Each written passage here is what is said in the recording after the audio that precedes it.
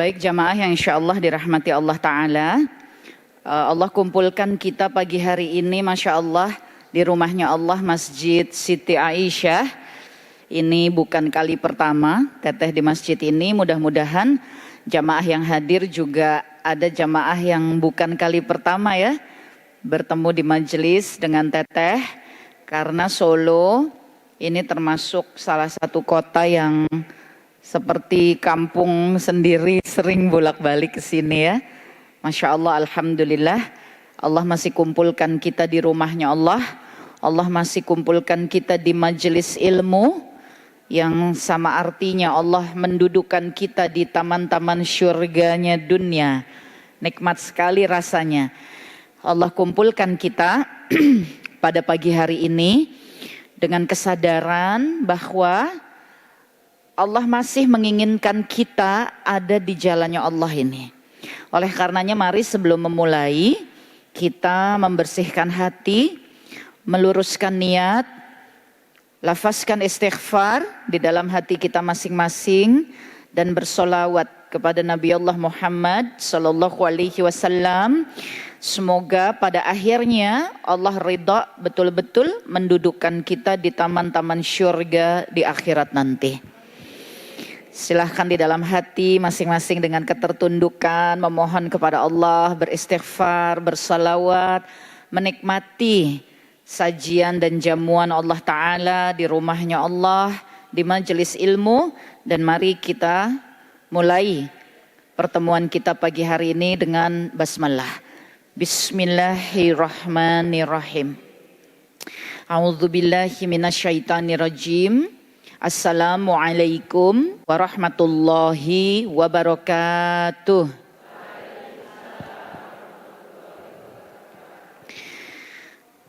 Nastaghfirullahalazim, nastaghfirullahalazim, nastaghfirullahalazim wa atubu ilaih. Asyhadu an la ilaha illallah wa asyhadu anna Muhammadan abduhu wa rasuluh la nabiyya ba'dah. Bismillahirrahmanirrahim. Rabbi shrahli sadri wa yassirli amri wahlul 'uqdatam min lisani yafqahu qawli. Bismillahirrahmanirrahim. Raditu billahi rabba wa bil islami dina wa bi Muhammadin sallallahu alaihi wasallam nabiyya wa rasula. Rabbi zidni ilma warzuqni fahma. Amin ya rabbal alamin. Bismillahirrahmanirrahim. Alhamdulillahillazi bi ni'matihi tatimmus shalihat. Segala puji hanya bagi Allah yang dengan nikmatnya maka semua kebaikan menjadi sempurna. Hasbunallah wa ni'mal wakil, ni'mal maula wa ni'man nasir. Hanya Allah sebaik-baik penolong, dan Allah lah sebaik-baik tempat kita untuk bersandar. Dalam hidup ini tidak mungkin kita tidak membutuhkan pertolongan orang lain. Tidak mungkin kita tidak membutuhkan bersandar ya kepada seseorang yang lain ya, kepada sesama manusia di dalam kehidupan dunia ini. Yang jangan pernah kita lupakan, kalau kita sudah menganggap manusia sebagai keutamaan yang kita butuhkan atas pertolongan, sandaran, maka itu dimulainya rasa kecewa, sakit hati, kebingungan, emosi, gejolak rasa ya, karena kita menjadikan yang selain Allah sebagai keutamaan. Karena di dunia ini tidak mungkin kita tidak membutuhkan pertolongan orang, tidak mungkin kita tidak saling bersandar ya.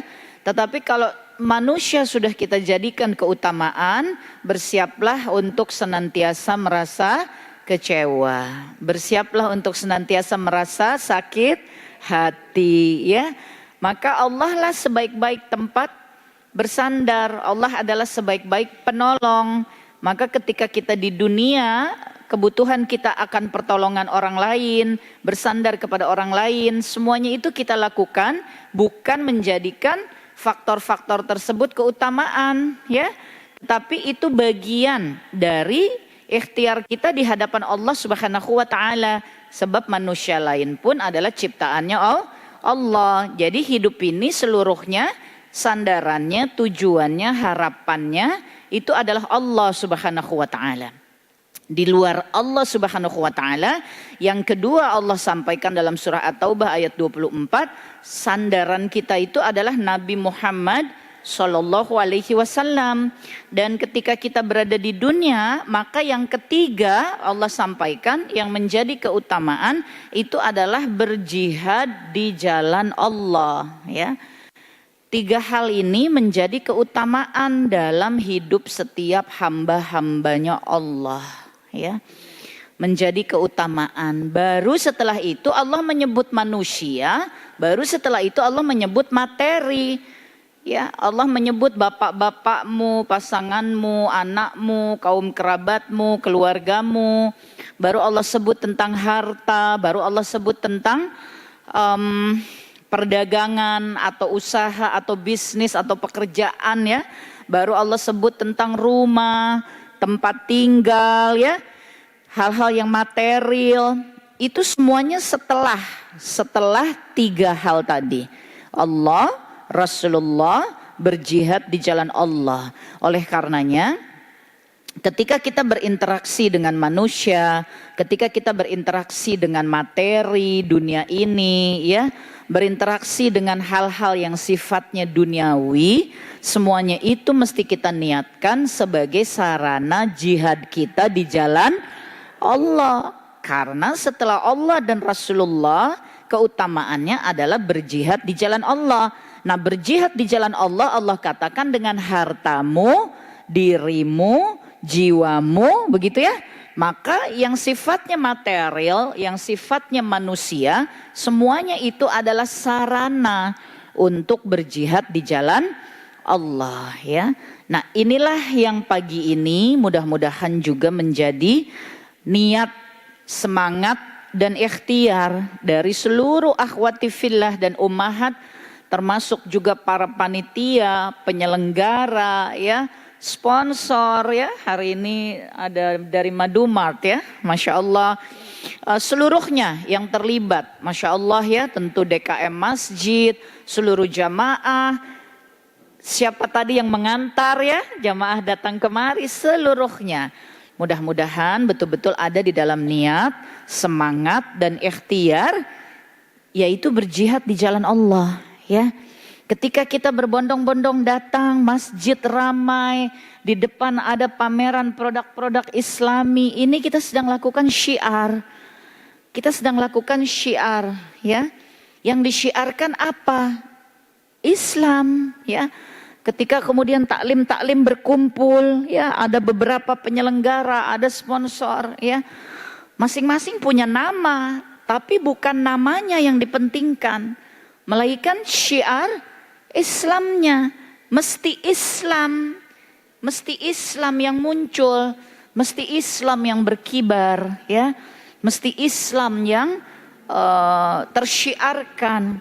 Nah, kita seluruhnya ini adalah perangkat dari Allah Subhanahu wa taala untuk mengurusi seluruh urusan agama Allah yang berada di muka bumi ini. Nah, ini yang membedakan Islam dengan pola pikir yang sifatnya liberal, ya. Apa itu? Pola pikir yang sifatnya liberal, dia tidak menempatkan agama sebagai keutamaan, melainkan hanya bagian, mafhum, bagian. Jadi pola pikir yang sifatnya liberal itu akan mengatakan bahwa hidup ini terdiri dari berbagai macam bagian. Ada agama, ada budaya, ada pendidikan, ya, ada ekonomi. Maka agama itu bagian.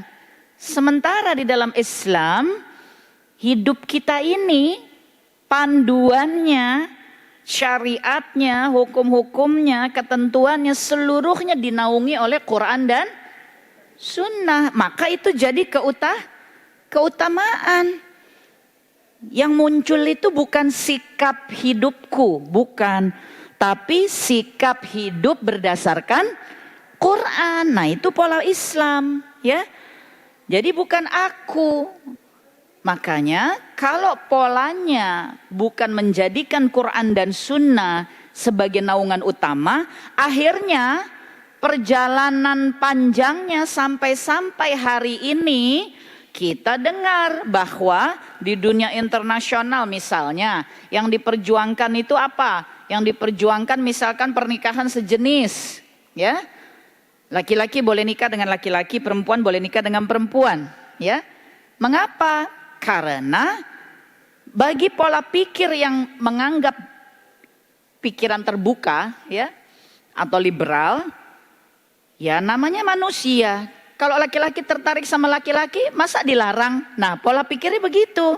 Tapi bagi kita, umat Islam, ketika ada sesuatu, apakah sikap, apakah pemikiran, apakah sistem, apakah gaya hidup atau apapun, pasti kita akan cek dulu kan?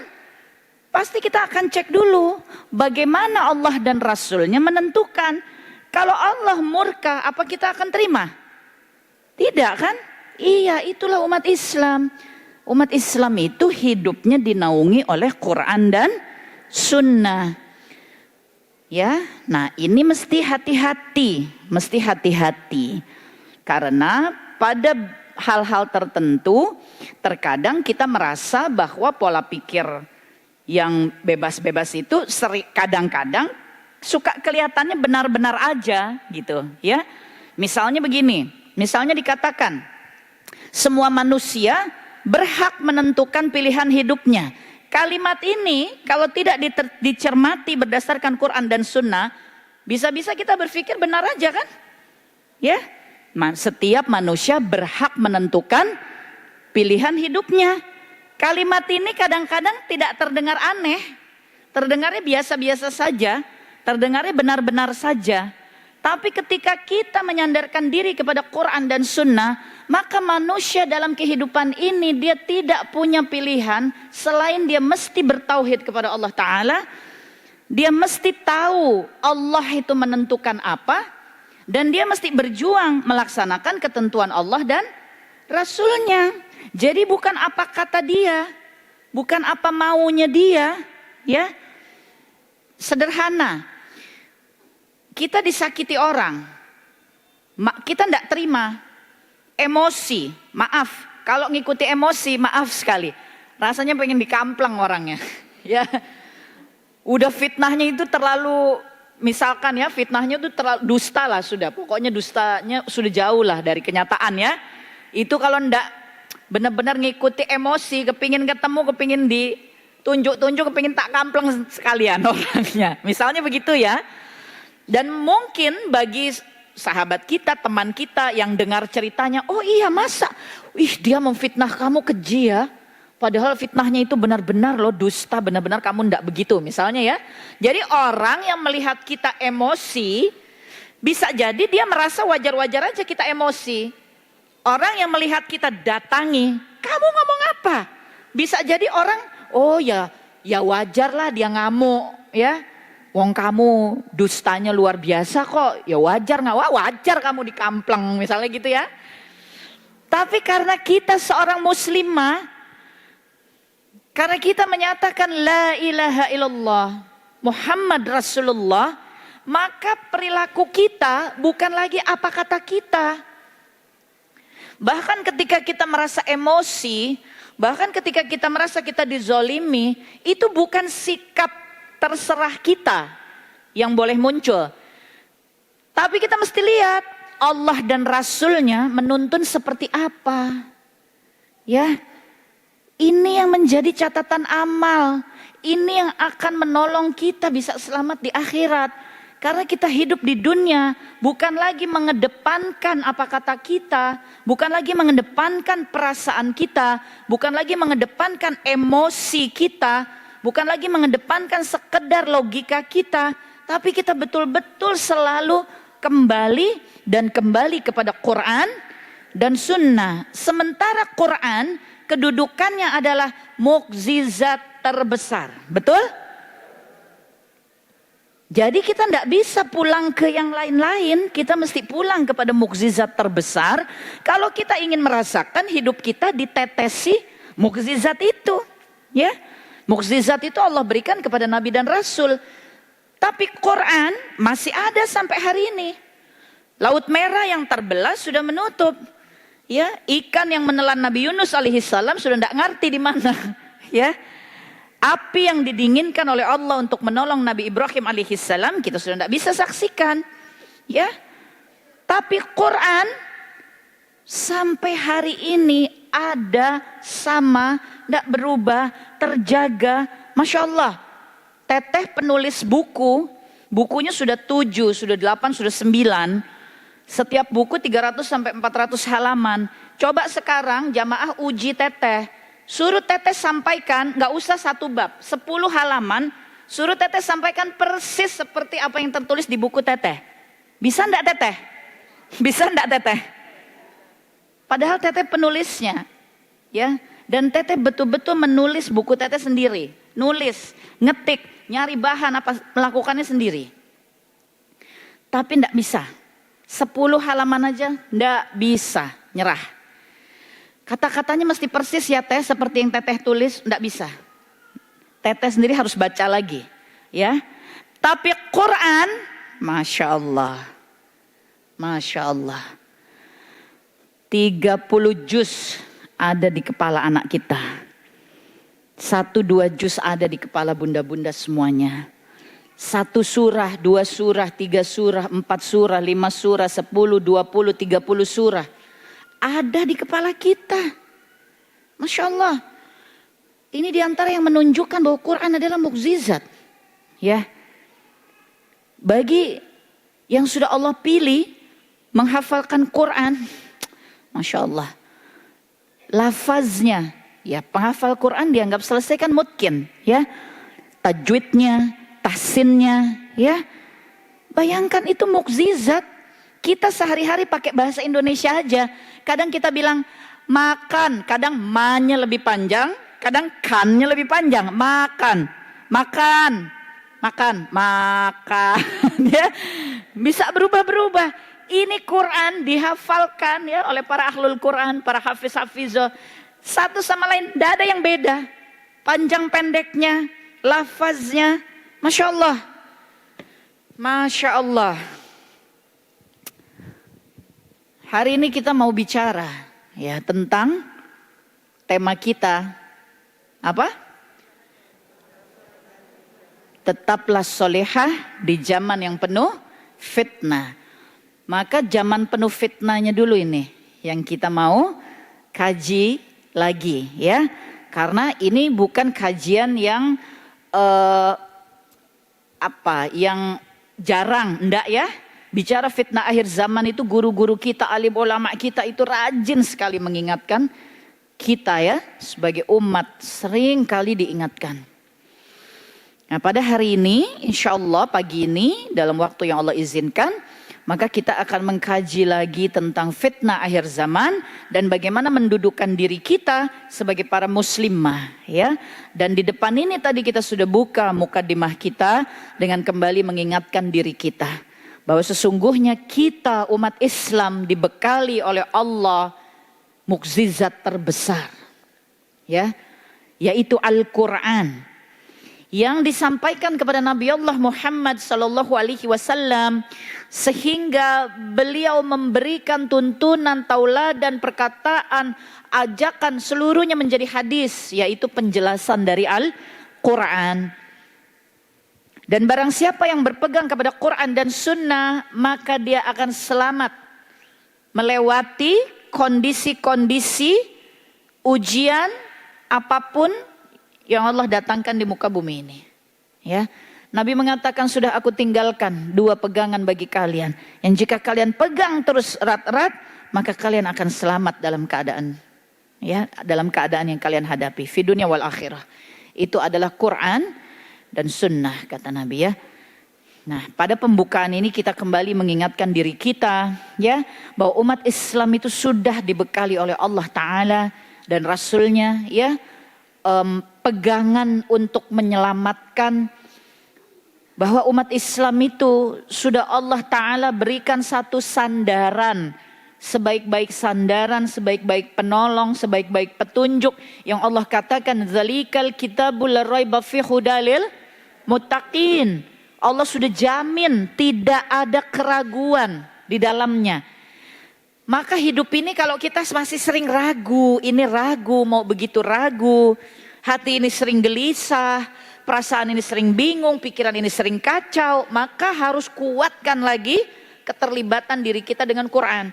Karena Quran itu tak ada keraguan, maka barang siapa mengusahakan dirinya betul-betul terikat dengan Quran, maka keraguan-raguan yang sering datang pada dirinya, bisikan-bisikan setan, godaan-godaan dunia, itu akan menurun. Ya. Nah, ini salah satu cara kita cek dan recheck diri kita. Ini yang disebut muhasabah. Nah, sekali lagi pada pembukaan ini, insya Allah, biiznillah ya, kita mengingatkan kembali diri kita agar kita optimis, agar kita semangat menghadapi segala keadaan dunia apapun, termasuk ujian-ujian kita pribadi, masalah-masalah pribadi, tantangan-tantangan dalam dakwah, dalam syiar Islam ya. Kita mesti yakin bahwa Allah sudah berikan mukjizat terbesar yang bisa menjadi sandaran, pegangan, harapan, penolong bagi kehidupan kita di dunia wal akhirah. Itulah Quran dan Sunnah. Sebelum kita lanjutkan, mari kita kirimkan salawat dan salam pada Nabi Allah Muhammad sallallahu alaihi wasallam beserta seluruh keluarga dan sahabatnya, juga para penerus dan pengikutnya. Allahumma shalli wa sallim wa barik ala sayyidina Muhammad wa ala alihi wa sahbihi ajma'in. Semoga Allah kumpulkan kita dengan beliau di hari akhir nanti. Amin ya rabbal alamin. Baik jamaah yang insyaallah dirahmati Allah Ta'ala. Fitnah ya. Kata fitnah di dalam Quran itu artinya ujian. Tapi kata fitnah dalam Kamus Besar Bahasa Indonesia, ketika itu ada dalam bahasa Indonesia, artinya dusta. Ya. Nah, ini kita mau bicara kata fitnah dalam arti Al-Quran, yaitu ujian. Ya, dan kata fitnah digunakan biasanya untuk menggambarkan ujian yang besar, gitu ya. Ujian yang besar. Maka kita akan melihat kembali kata fitnah yang suka muncul di dalam Al-Quran, yang artinya adalah ujian besar. Dan tema kita pagi hari ini, jadilah tetaplah salihah di zaman yang penuh fitnah.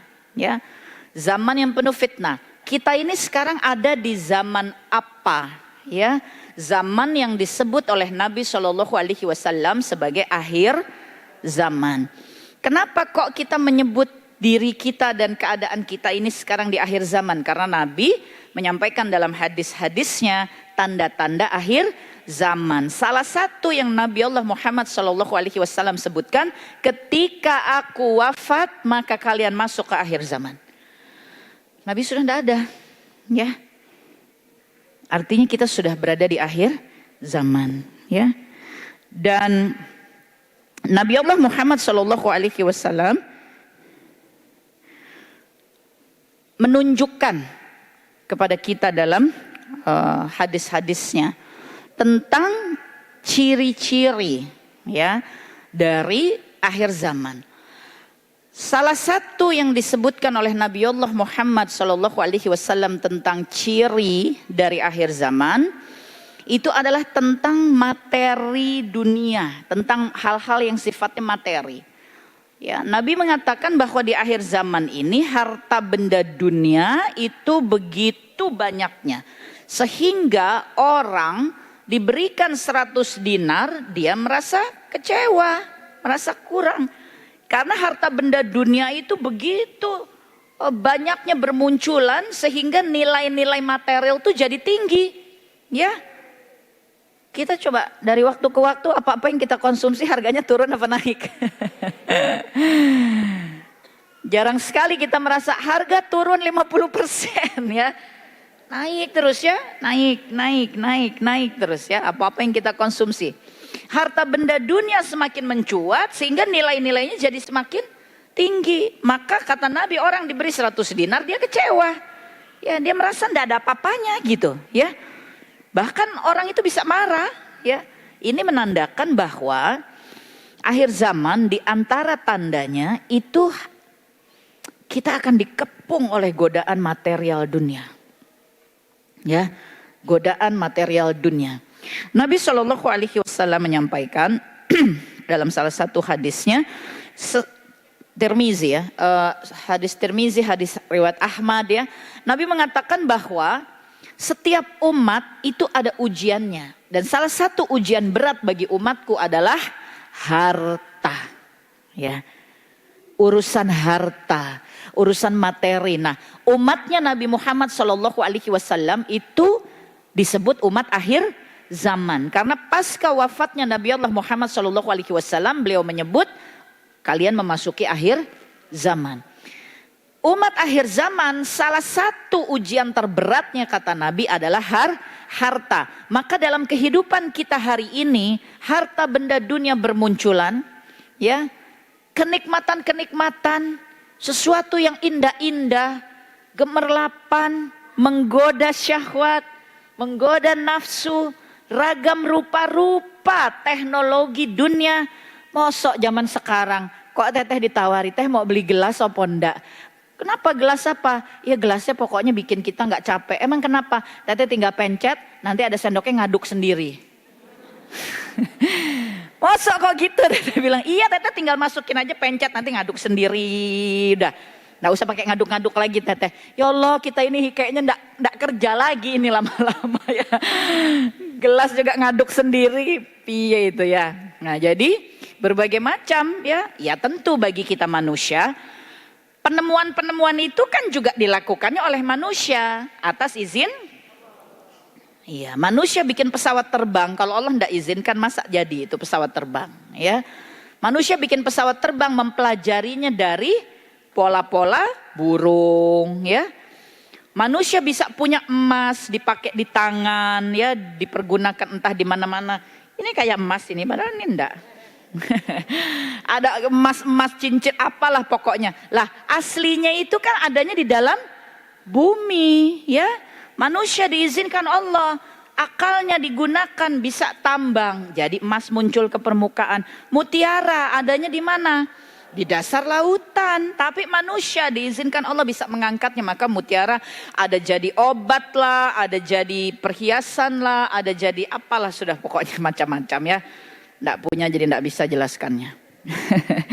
Nah jadi di akhir zaman ini salah satu ujian besar adalah harta. Nah ketika kita bicara harta, maka dia akan terkoneksi langsung dengan nafsu, ya, dengan syahwat, ya. Kita sering menyebut kata nafsu itu dengan hawa nafsu. Itu bahasa Indonesia. Dan kalau kita sebut hawa nafsu, biasanya pikiran kita selalu negatif. Tapi dalam penjelasan Qur'annya, ya, hawa nafsu ini disebut al-hawa al-nafs, ya. Al-hawa al-nafs. Ini disebut diantaranya penjelasan ini ada pada surah Yusuf, ya, 53, surah Al-Jatiyah 23, surah Al-Maidah, ya, 29, 30, kemudian astagfirullah, ada beberapa ayat lainnya. Tapi inti dari penjelasannya, al-hawa al-nafs, dia tuh netral, ya. Al-hawa al-nafs artinya adalah keinginan pada jiwa manusia. Jadi Allah menciptakan manusia itu dengan keinginan, dorongan keinginan. Itu yang menggerakkan kita, gitu, ya. Aku mau datang kajian, ada Teteh Khadijah di Masjid Aisyah, ya.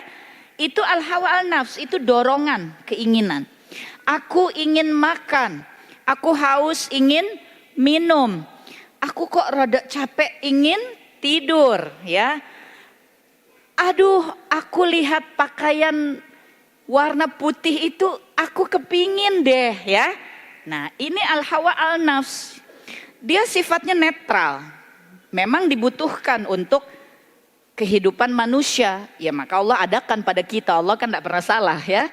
Allah menciptakan kita sudah dengan kelengkapannya supaya kita bisa interaksi dengan dunia. Karena Allah menciptakan dunia lebih dulu, malaikat lebih dulu, iblis bangsa jin itu lebih dulu, kita belakangan manusia, ya, Nabi Adam alaihissalam. Jadi Allah sudah maha teliti menciptakan kita, seperti yang Allah sampaikan dalam Al-Baqarah ayat ke-30, ketika malaikat mengatakan, ya Allah menciptakan makhluk yang seperti ini, apakah mereka nanti tidak bikin kerusakan, tidak menjadikan pertumpahan darah? Allah mengatakan, sesungguhnya mereka adalah khalifatullah fil ard, aku mengetahui yang kalian tidak tahu. Jadi manusia diciptakan oleh Allah sebagai khalifatullah fil ard, yaitu makhluk yang sudah Allah pilih untuk memimpin di dunia, gitu ya. Memimpin di dunia. Nah, dunianya sudah diciptakan lebih dulu dengan segala sistem mekanismenya. Manusia diciptakan untuk menjadi khalifatullah fil ard. Jadi manusia sudah diciptakan dengan kecocokan untuk mengurusi dunia ini. Makanya kenapa kita kok jadi bisa bikin pesawat, jadi bikin, ya memang dari dulu Allah sudah tentukan, ya. Manusia diciptakan ya nanti dia bisa bikin-bikin yang begitu, sudah dicocokkan dengan keadaan dunia yang sudah Allah ciptakan lebih dulu, ya. Nah, maka pada bagian penciptaan manusia ada dorongan keinginan itu yang Allah adakan, al-hawa al-nafs ini, ya. Dorongan keinginan ini pada surah Yusuf 53 disebutkan kalau al-hawa al-nafs ini dia tidak mendapatkan rahmat dari Allah, ya. Dia tidak mendapatkan kasih sayang, keridhaan, ya, dari Allah Ta'ala, maka dia akan menjadi keinginan yang selalu menyuruh pada keburukan, ya. Al-hawa al-nafs al-amarah bisu' disebut begitu, ya, di dalam surah Yusuf 53. Jadi dorongan keinginan yang akan terus menyuruh kepada yang buruk-buruk, yang jelek-jelek. Kalau dorongan keinginan ini tidak mendapat rahmat dari Allah, ya. Nah, bagaimana supaya al-hawa al-nafs, ya, kalau kita nyebutnya hawa nafsu lah, ya. Bagaimana supaya hawa nafsu, dorongan-dorongan keinginan yang memang sudah ada di dalam diri kita, dia tidak menyuruh-nyuruh terus kepada keburukan, kepada kejahatan. Mesti apa? Nah, ini yang Allah katakan dalam surah tadi Yunus, ya. Yunus 57, bahwa apapun yang ada di dalam dada manusia, ada perasaan, ada nafsu, ada emosi, apapun yang ada dalam dada manusia, Allah katakan obatnya itu Quran. Ini Allah yang kasih tahu. Tidak mungkin Allah salah. Qurannya Allah yang menetapkan, manusianya Allah yang ciptakan, hawa nafsunya Allah yang adakan. Allah kasih tahu bahwa semua yang ada di dalam dada manusia obati dengan Quran, ya. Obati dengan Quran. Allah mengatakan Quran itu petunjuk, Quran itu rahmat, Quran itu kabar gembira. Al-hawa al-nafs yang tidak mendapat rahmat, dia menyuruh pada kejahatan. Quran adalah rahmat, Quran adalah syifa, obat. Maka Allah katakan apa yang ada dalam dada manusia, obati dengan Quran. Oleh karenanya ketika kita bicara akhir zaman, dan akhir zaman Nabi katakan harta benda dunia bermunculan, salah satu ujian berat umatku adalah harta. Harta ini sesuatu yang sifatnya material. Kita sudah uji diri kita. Punya handphone, teman kita punya yang lebih bagus, kita lirik-lirik juga padahal kita udah punya, ya. Itulah manusia kepada harta benda, ya kan? Kita udah punya tas warna hitam, pengen yang merah. Kita udah punya hitam sama merah, abu-abu belum punya. Belum punya, pokoknya nyebutnya belum punya aja, ya. Kita jarang bilang begini, aku sudah punya tas hitam, tas coklat, tas biru, tas kuning, baru nanti mau beli merah. Enggak, kita bilangnya aku belum punya tas merah. Ya. Aku belum punya tas merah. Jadi yang jadi fokus tuh belum punya. Karena dorongan rasa ingin punya, jadi belum punya gitu. Jadi yang warnanya coklat itu nggak kehitung, pokoknya merah belum punya, titik itu. Ya. Nah, ini kita manusia dan Allah sudah maha mengetahui. Nah, ketika kembali lagi ya bicara tentang dunia, ujian beratnya harta. Kemudian harta itu sudah menyebar dalam berbagai bentuknya, kata Nabi, ya. sudah mengepung dunia ini dan kita berada di dunia ini, dan harta itu kita sudah uji ya pada diri kita selalu terkait dengan rasa ingin ya. Kita ini di rumah, aduh maaf deh kalau masuk dapur ya, sudah segala rupa panci ada di sana, ada sudah ya, rupa-rupa panci, sampai panci yang nggak pernah dipakai, pakainya cuma setahun sekali, ntar kalau Idul Fitri itu juga ada ya, udah rupa-rupa pancinya, baru panci, belum gelas. Ada gelas yang kalau tamunya ini, gelas yang tamunya ini, gelas yang hari-hari, gelas nanti kalau lebaran, Idul Fitri, Idul Adha gelasnya beda, sudah rupa-rupa ya. Rupa-rupa sudah, la haula wala quwata illa billah, tak terhindarkan. Ya, sudah punya gelas di rumah. Ya, kalau lagi jalan, diskon akhir tahun, 1 set keramik diskon 40%. Aduh sayang juga nih kalau nggak beli. Lumayan nih 40% ya. Sudah punya, ada di rumah ada ya. Tetangga kita datang, Bu, aduh saya mau kedatangan tamu, saya kurang nih, bisa nggak pinjam keramiknya? Di toko sana lagi diskon 40%, saya anterin aja ya, punya kita nggak mau kita pinjemin, takut pecah ya, takut pecah, mending kita anter dia ke toko yang lagi diskon 40% gitu. Benar-benar nih harta dunia ini mengepung kita ya, mengepung kita. Nah ini sudah kita uji sekali lagi, terkait sekali dengan nafsu ya. Oleh karenanya yang mesti dikendalikan adalah apa yang ada di dalam dada. Maka kenapa Allah wajibkan hamba-hambanya untuk tolabul ilmi ya. Tolabul ilmi itu fardu ain, wajib. Jadi tidak bisa kalau orang lain sudah belajar berarti aku nggak usah, ya tidak bisa, kan fardu ya, semuanya masing-masing punya kewajiban. Kalau ilmu dunia tidak begitu ya. Kalau ilmu dunia sudah ada yang jadi dokter ya, kita tidak mesti jadi dokter, kan sudah ada dokternya. Tapi kalau ilmu agama Allah itu fardu ain, semuanya terkena kewajiban untuk mempelajarinya.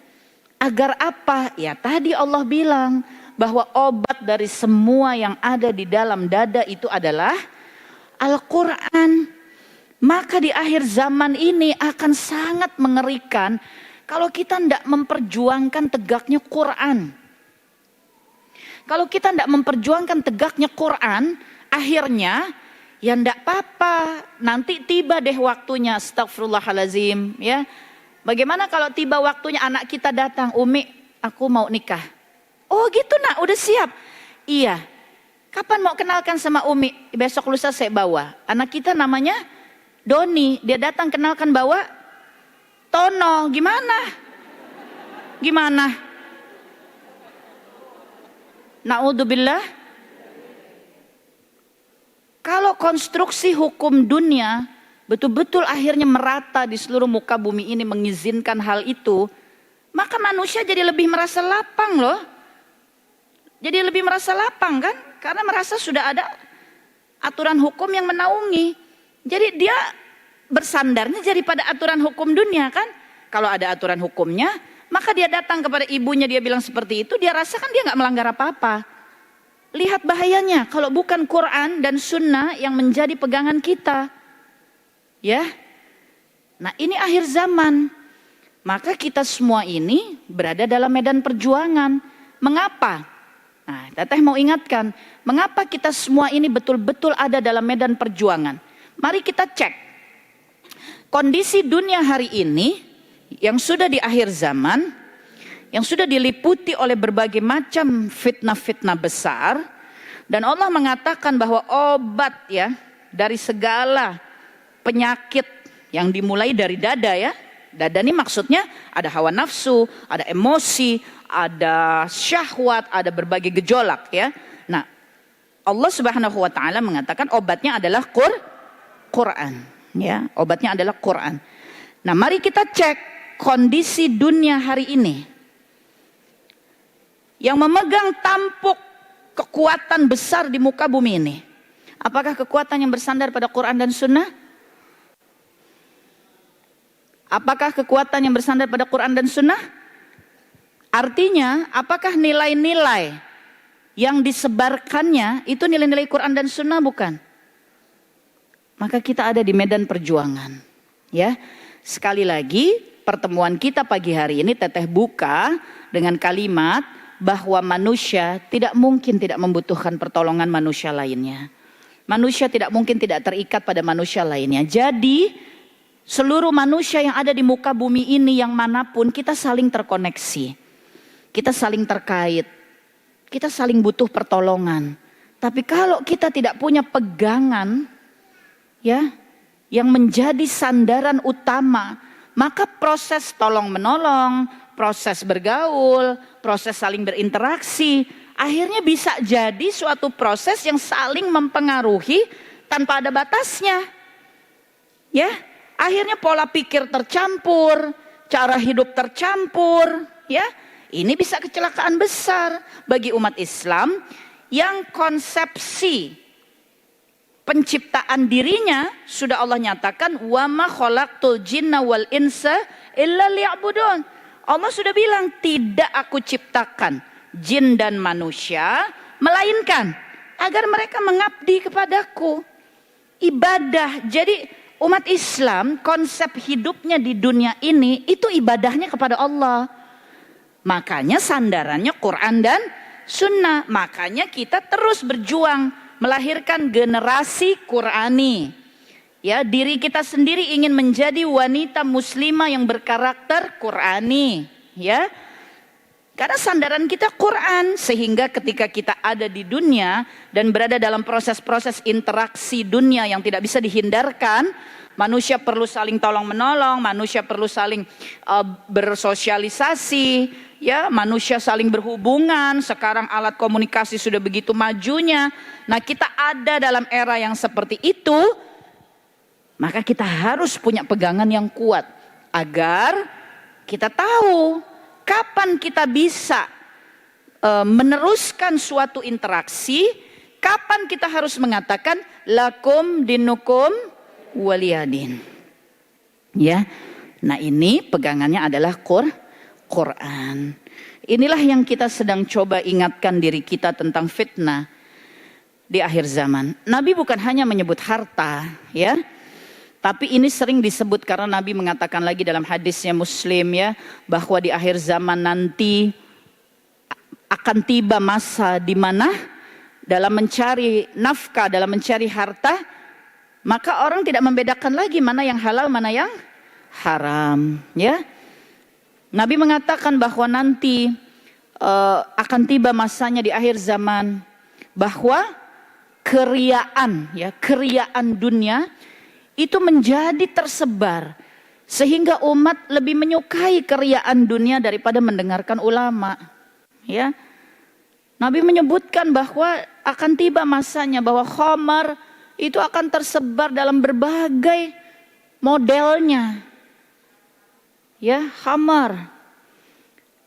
Inilah akhir zaman. Memang fitnah-fitnahnya besar. Allah mengharamkan khamar, tapi di akhir zaman Nabi katakan khamar akan tersebar dalam berbagai modelnya, jenisnya. Berarti fitnah besar kan? Fitnah besar, ujian besar begitu, ya. Nah, terus kita bagaimana kita ingin selamat? Ya harus ada pegangannya. Nggak bisa kalau nggak ada pegangannya. Maka Nabi mengatakan, astagfirullahalazim, umatku banyak tapi seperti buih, terayun ke sana, ke sini, ke bawah, ke sana, mundur, maju lagi, bingung. Kenapa? Karena tidak kuat berpegang kepada Quran, ya. Sederhana, misalnya contoh begini. Ini cerita, ya, dalam satu kajian. Ada seorang jamaah, seorang ibu bertanya, "Teh, mau tanya, saya betul enggak saya sekarang lagi sering istikharah? Istikharah apa? Buat anak saya bantu. Anak saya tanya sama saya, harus ambil keputusan bagaimana. Apa yang diistikharahkan? Anak saya dapat tawaran pekerjaan. Posisinya bagus, jabatannya tinggi, penghasilannya juga memadai. Tapi perusahaannya ini internasional. Jadi dia tidak boleh tutup aurat. Dia harus tampil bagaimana layaknya manusia internasional gitu ya. Terus bunda anaknya sudah tutup aurat, sudah. Tapi dia sudah 3-4 tahun ini melamar pekerjaan belum dapat. Nah sekarang dapat nih, posisinya bagus, bla bla bla yang seperti tadi disampaikan. Jadi anak saya tanya sama saya sedang istikharah. Jadi bagaimana teh? Teteh mah jawabnya gampang, yang diistikharahkan apa? Yang diistikharahkan apa bunda? Iya lagi tanya sama Allah, kira-kira ini pekerjaannya baik gak untuk diterima? Lah apa yang mau ditanya sama Allah?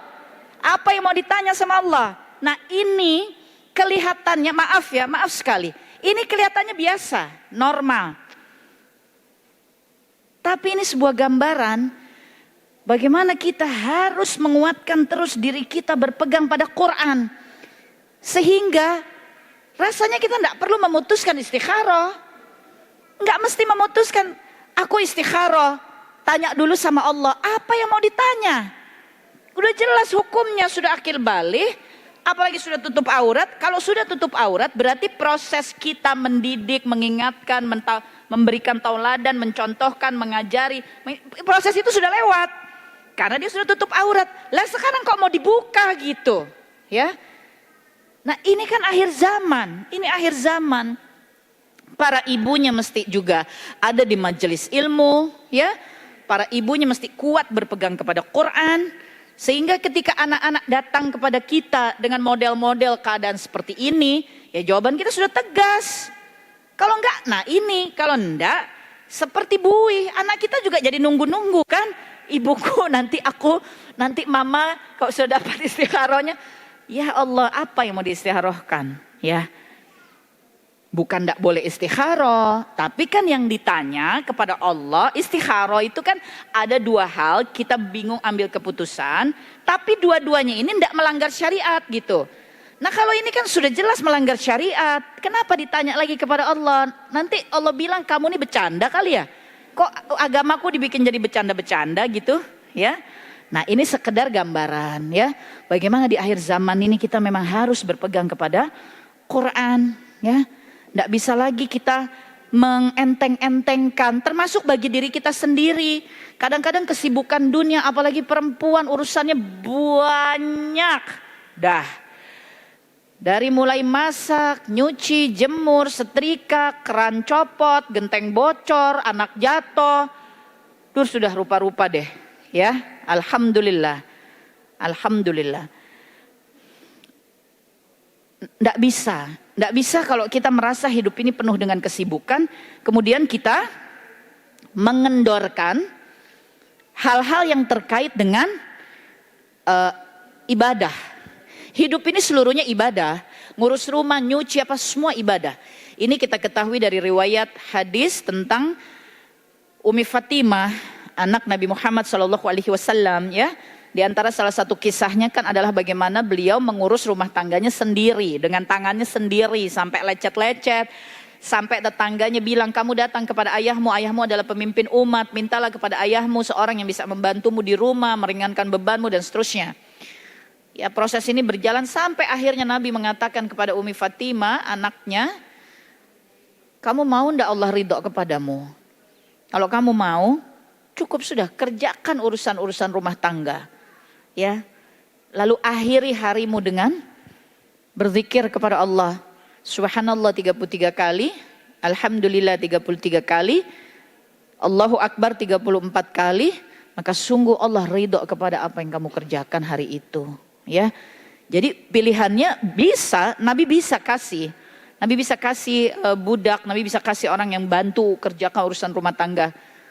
Tapi pilihannya mau ndak Allah ridho. Artinya bagi ibu rumah tangga mengerjakan macam-macam hal segala rupa, niatkan karena Allah, iringi terus dengan zikir, ikuti apa yang Nabi sampaikan, maka Allah ridho dengan semua apa yang kita kerjakan. Artinya itu pun ibadah, ya. Tapi jangan sampai ibadah-ibadah yang mahdoh, yang memang ritualnya harus kita kerjakan, tidak bisa digantikan dengan apapun, kemudian kita jadi kendor. Karena ibadah-ibadah yang sifatnya ghairu mahdoh. Ya, ghairu mahdoh ini ibadah yang sifatnya dunia. interaksi dengan sesama, mengurus orang, bantu ini, bantu itu, sistem apa, ekonomi apa, semua itu dunia, itu ibadah, ya ibadah. Karena di situ pun syariat Allah mesti tegak. Tapi ada ibadah yang mahdoh, utama, sholat, puasa kita, zikir kita kepada Allah, doa kita kepada Allah, tutup auratnya kita, ya, baca Quran, ya, itu mahdoh, itu ibadah yang ya tidak bisa digantikan, dan itu interaksinya kita langsung dengan Allah Ta'ala. Nah jangan sampai ibadah kita yang ghairu mahdoh lalu membuat ibadah kita yang mahdoh jadi ditinggal. Ghairu mahdoh apa? Oh, kita bantu suami cari nafkah, suami kita juga ridho, kita usaha sama-sama, usaha kita maju, ya cari nafkah kan ibadah, usaha kita maju. Karena usaha kita maju akhirnya kita tidak sholat tepat waktu lagi, geser-geser sholatnya. Karena usaha kita maju maka kita tidak bisa lagi baca one day one juz. Kita tidak bisa lagi baca Quran satu hari, satu juz. Tadinya bisa. Tapi karena usaha maju itu ibadah yang ghairu mahdoh, maka baca Qurannya kendor. Kadang malah ditinggal. Ya, tadinya kita rajin saum. Tapi karena usaha maju banyak urus ini, urus itu, ketemu orang bla bla bla dan seterusnya. Maka Seninnya banyak rapat, Kemisnya sudah capek. Ya, jadi kendor saumnya misalnya begitu ya. Nah jangan sampai ibadah kita yang ghairu mahdoh itu menjadi alasan membuat kita menurunkan yang mahdoh ini. Karena keduanya ibadah, sama-sama kita mesti pertahankan di dalam kehidupan ini. Memang hidup ini perjuangan, tidak bisa kita bilang capek banget ya teh hidup di dunia. Ya capek dong, orang mau jannah, dunia kan baru sepersekian perjalanan. Kalau tidak capek-capek di sini lah, terus sisa perjalanannya mau bagaimana? Ya, memang capek-capeknya mesti di sini. Karena sisa perjalanan kita di alam barzah itu tinggal nunggu. Nunggu, sudah tidak bisa ngapa-ngapain. Mau nambah-nambah catatan amal tidak bisa. Sudah tinggal nunggu. Catatan amalnya bisa bertambah karena yang kita siapkan di dunia. Doa anak-anak yang soleh-soleha, ya, jariyah atau wakaf, ya, yang kita tinggalkan. Tanah sudah kita wakafkan, ya. Quran kita rajin wakaf, ya, bangunan sudah kita wakafkan.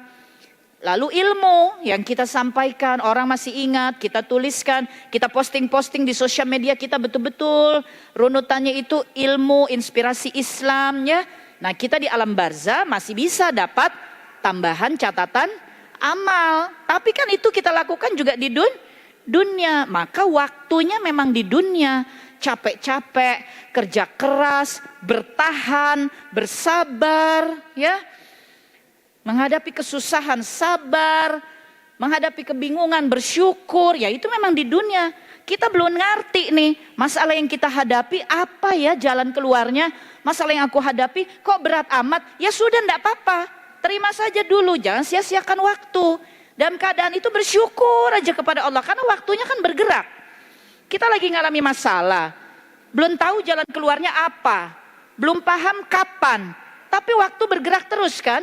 Nah dalam waktu yang bergerak ini kita tidak bersyukur, kita berkutat, repot mikirkan masalah yang belum ada jalan keluarnya. Bersyukurnya kurang, baca Qurannya kurang, pergi majelisnya jadi malas. Perempuan kadang-kadang dia termakan dengan perasaan, kalau dia sedang gak enak rasa, makan jadi malas, bersih-bersih jadi malas, pergi kajian ntar dulu, ketemu orang kayaknya nggak kepingin, ya.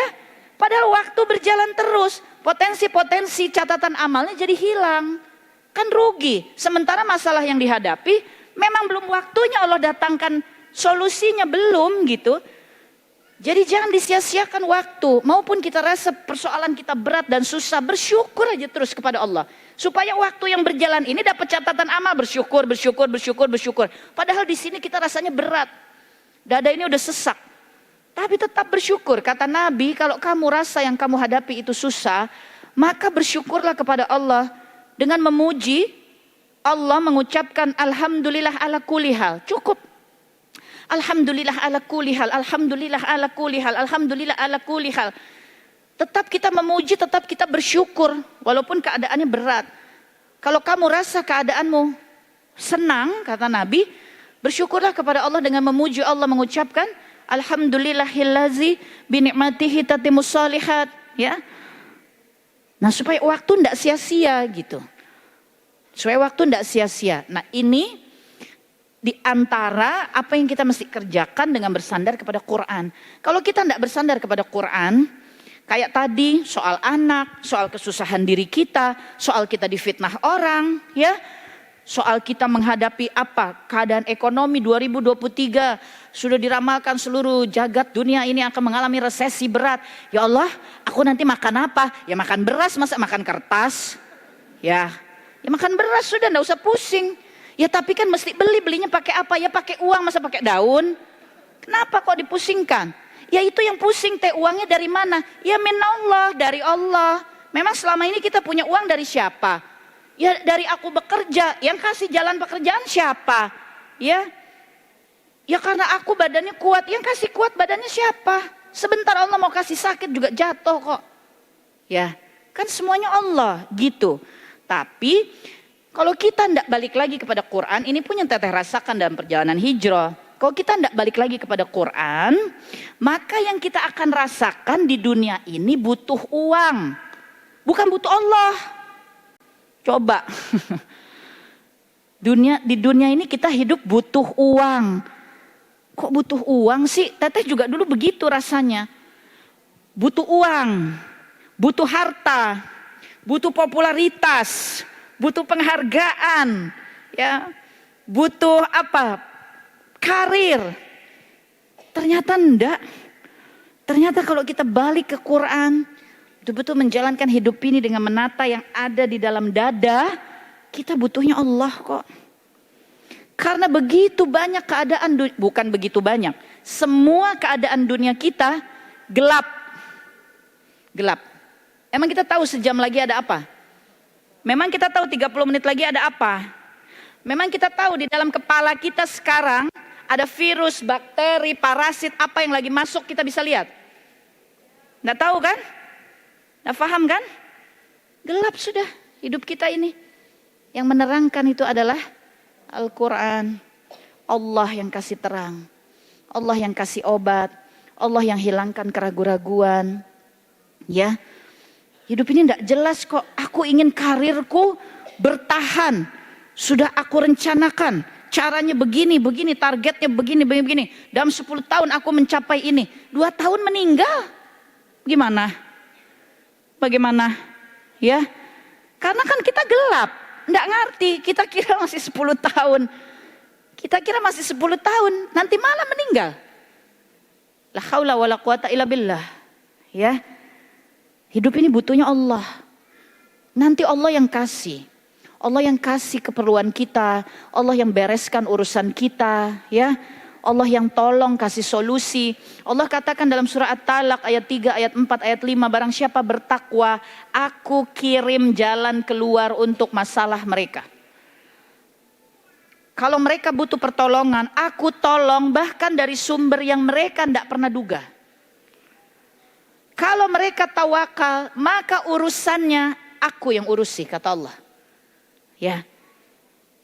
Al-Ankabut ayat terakhir, barang siapa yang terus berjuang dengan mengharap kepada keridhaan Allah, maka kata Allah, aku yang akan tunjukkan jalan-jalanku kepada mereka.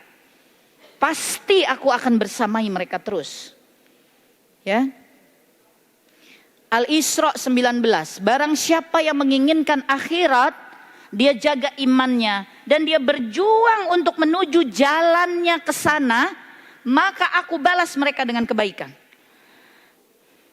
Al-Anfal 70, barang siapa yang mengalami kehilangan, Allah ambil apa yang ia cintai, lalu dia jaga hatinya, apa kata Allah?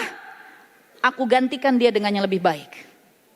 Masya Allah, ya, kita butuhnya Allah. Kita butuhnya Allah. Kita butuh Allah. Nah, inilah hidup di dunia. Akhir zaman, materi, harta benda, hawa nafsu, syahwat, keinginan, ini dan itu dan ini dan itu, gaya hidup, itu kan semuanya asal dari materi kan? Gaya hidup, ya kan dari materi-materi dunia. Ya, lifestyle. Itu kan semua hal material dunia. Nah, itu itu fitnah besar di akhir zaman. Maka mari kita ikatkan diri kita kepada Quran, jadikan hidup kita sisa umur ini ladang berjuang menegakkan Quran, Jamaah mungkin diberikan ladangnya bukan seperti ladang yang Allah beri kepada teteh. Mesti mengurusi dakwah di mana-mana, mesti pergi ke pelosok-pelosok, mesti terbang ke luar negeri, ya. Mesti mikirkan bantuan-bantuan sana sini. Mungkin bukan itu. Mungkin jamaah dikasih ladang, ada yang diberi ladang anak.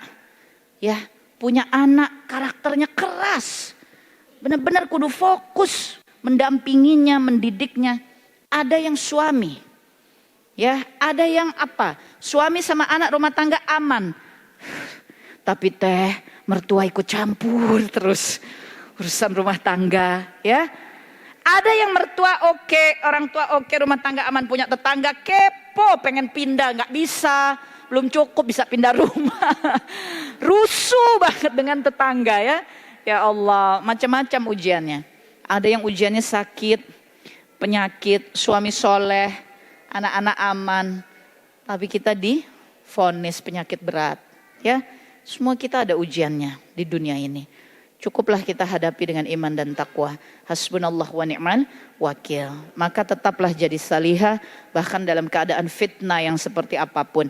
Wanita muslimah belum tentu salihah.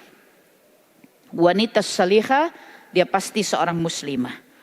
Wanita muslimah adalah perempuan yang sudah menyatakan dia beriman kepada Allah dan Rasulnya.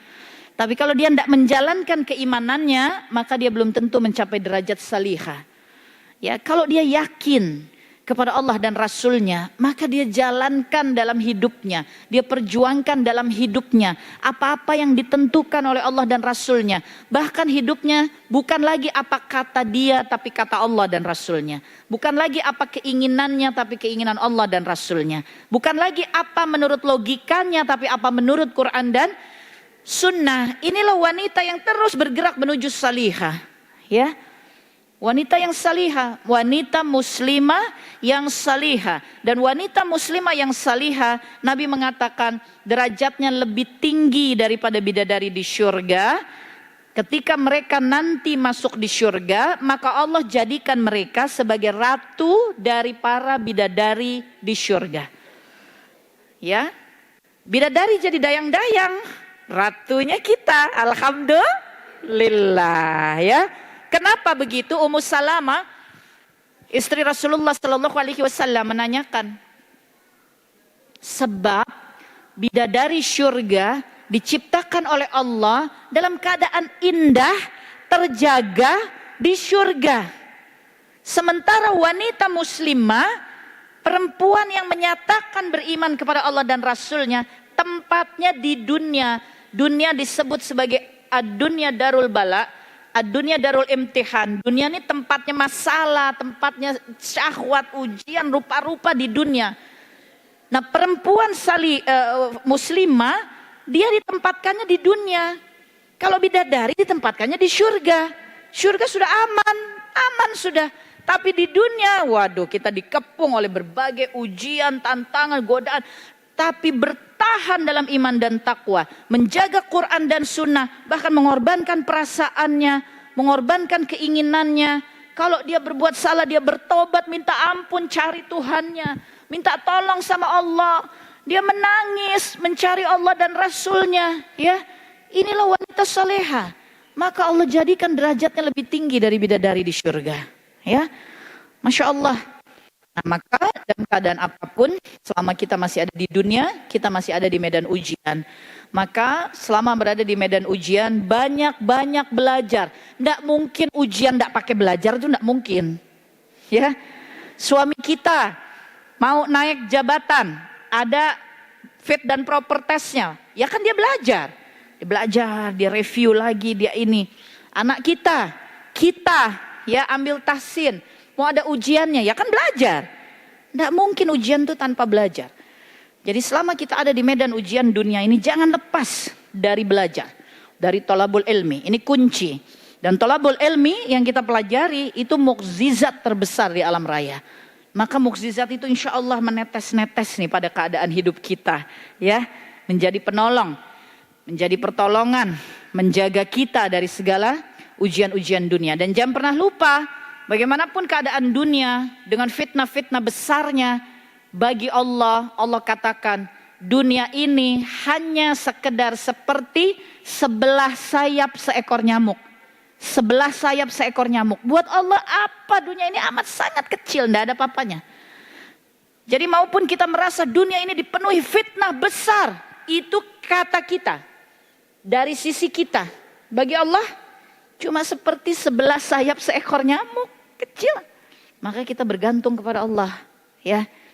Nah, terakhir pada hadis Bukhari, Nabi mengatakan bahwa sesungguhnya Allah berfirman, barang siapa menyakiti hamba-hambaku yang soleh-solehah, sungguh aku menyatakan perang kepada mereka. Siapakah hamba-hamba yang soleh-solehah ini? Itulah mereka yang dalam hidupnya berjuang untuk menunaikan yang wajib kepada Allah dan tidak sekali-kali meninggalkan yang sunnah. Maka sungguh Allah mencintai mereka.